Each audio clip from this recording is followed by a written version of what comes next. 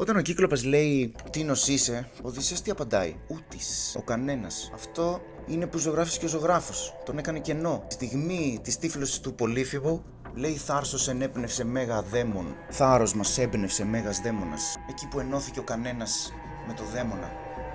Στον κενό χώρο ενώθηκε. Γιατί ο μέγας δαίμον δεν μπορεί να είναι μόνο σχήματα και τσίκι και εικόνα, αλλά και ένα κενό. Επιζωγραφισμένοι όλοι, εκτός από τον Οδυσσέα. Ο κανένας του κενού χώρου. Πώς μπορεί να το μεταγράψει στη ζωγραφική, το τίποτα. Και λίγο πριν την τύφλωση λέει, κρατούσε το ακόντιο σαν τον ξυλοκόπο που βάζει ένα κατάρτι στο πλοίο και εδώ έχει σηκώσει λίγο το ποδαράκι του. Αλλά αυτό είναι σχηματική μετάφραση, μεταγραφή, εικονογράφηση. Πώς θα κάνει την αποφατική μετάφραση του κενού χώρου? Πώς βλέπουμε ένα γεωμετρικό φωτοστέφανο στο Βούδα ή στον κενό χώρο της Παναγίας εδώ, πιστεύουμε ότι είναι θεϊκός χώρος. Στον κενό χώρο γίνεται αυτή η έμπνευση. Και αυτό μας δίνει ο ζωγράφος. Όπως μεταγράφει το κείμενο του Ομήρου. Ένα φωτοστέφανο, ας πούμε, ανθρωπομορφικό, που μετά εμπνέεται και από ένα μεγαδαίμον σαν μια ουσία θάρρος και σαν θρήνο. Αυτό είναι στο Μουσείο του Κεραμικού. Λίγο έχει σωθεί και σαν λακκία, σαν θρήνος. Ο κενός χώρος του χρησιμοποιούν που ενσωματώνει στα σώματα.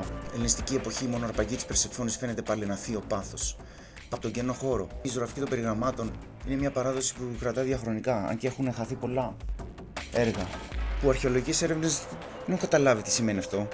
Δεν έχουν καταλάβει ότι μέσω από τη ζωγραφική των περιγραμμάτων μπορεί να ανανεωθεί η οπτική του αείλου πολιτισμού των αρχαίων. Και ότι μέσα στον κενό χώρο εστιάζοντας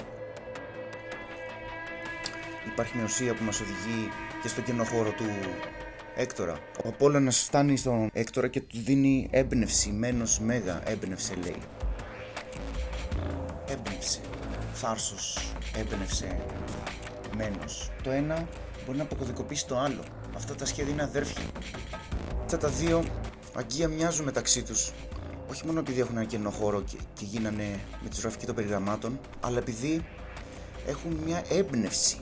Πώς μου φανερώθηκε αυτό το σχέδιο στο Ρέθυμνο, σταθμό της Καλοτεχνών, το 2004, τότε που δεν είχα διαβάσει τίποτα από όλα αυτά. Από θεωρίες, από συνδέσεις και όλα αυτές. Απλώς εικονογραφούσα την Ηλιάδα από μετάφραση του Καζαντζάκη και Κακριδί. Και είναι κάπως, έγινε μια μαγική στιγμή. Κάπως σαν να οι κινήσεις μου ελαττώθηκαν. Όταν ζωγράφιζα, κάτι ένιωσα, μια δύναμη, έτσι, σαν να ενσωματώθηκε κάπως κάτι εκεί πέρα. Αλλά είναι το κενό. Το κενό ενσωματώνει αυτή τη θεϊκή έμπνευση του Απόλλωνα, τη δύναμη. Και εδώ φανέρωνε και ένα φως απίστευτο. Το σώμα του Έκτορα έχει άλλο φως, άλλη χρειά από το πλοίο ή από τον ουρανό. Ο Έαντας ρίχνει μια πέτρα στο σώμα του Έκτορα και είναι σχεδόν ετοιμοθάνατος. Ρέει αίμα από το στόμα του, το κράνος του. Έχουμε ένα επίπεδο του Δία, ο οποίος στέλνει τον Απόλλωνα να του εμπνεύσει μένος μέγα, του παρουσιάστηκε, του λέει μη φοβάσαι, είμαι εγώ εδώ. Και ξανααναθάρισε, ανατράνησε ο Έκτορας και πήρε αυτή τη θεϊκή έμπνευση. Λέει εδώ τον Πριαμίδη Έκτορα έσπραχνε προς τα κύλα πλοία, κάτι που τόσο λαχταρούσε ο ίδιος μένονταν και έγινε μανιασμένος μετά. Μένονταν σαν Άρης πολεμόχαρος, σαν την ολέθρια φωτιά πάνω σε βουνά, σε σύθαμνο βαθύ του δάσους. Το στόμα του άφριζε, τα μάτια του έβγαζαν φωτιές. Το κράνος του σαλεύοντας γύρω από τα μελί.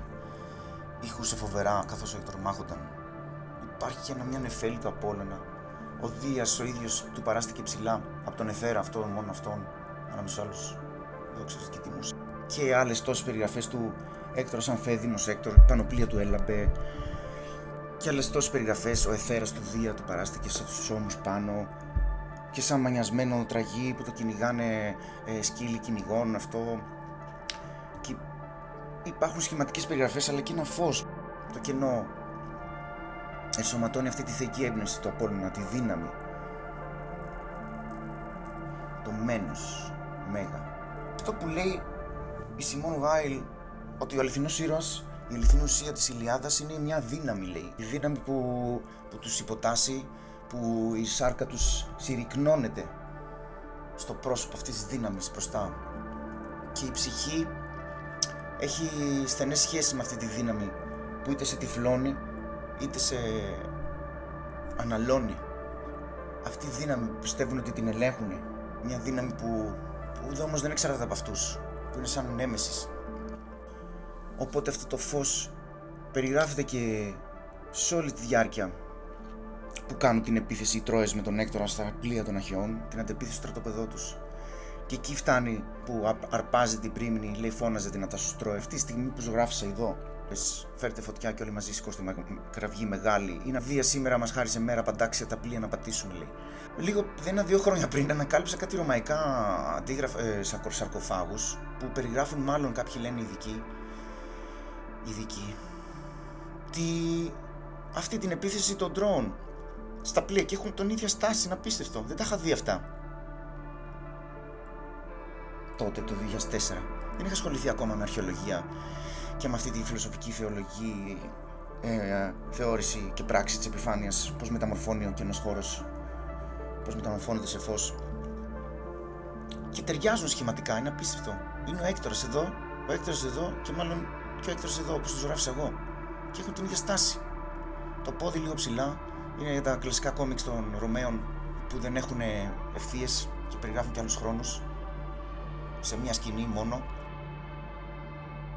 Σε αυτή τη στιγμή ενσωματώνεται την προηγούμενη στίχο που λέει η έμπνευση μένους. Είναι κάτι που μεταγράφεται έτσι, με τον κενό χώρο. Ο λόγος οπτικοποιείται σε τέτοια εικόνα. Έτσι λοιπόν η έμπνευση μένους με την έμπνευση θάρρους έχουν αυτό το κοινό προμαστή. Αυτή την επιφάνεια μοιράζονται του κενού χώρου. Είναι μια σημαντική ανακάλυψη, οπτική αντίληψη που μπορεί να αποκωδικοποιήσει και το νοητικό λόγο του Ομήρου, πνευματικό. Δηλαδή δεν ξέρω αν σκεφτόντουσαν κιόλας με εικόνες, αλλά κάτι τέτοιο παίζει. Και τελειώνουμε τον Πλάτωνα. Είναι πολύ ιδιαίτερο ότι ο Πλάτωνας λέει στο συμπόσιο, ατεχνός λέει, όπως είπε ο Έμερος, μένος εμπνεύσε, ενίης των ηρώων των θεών.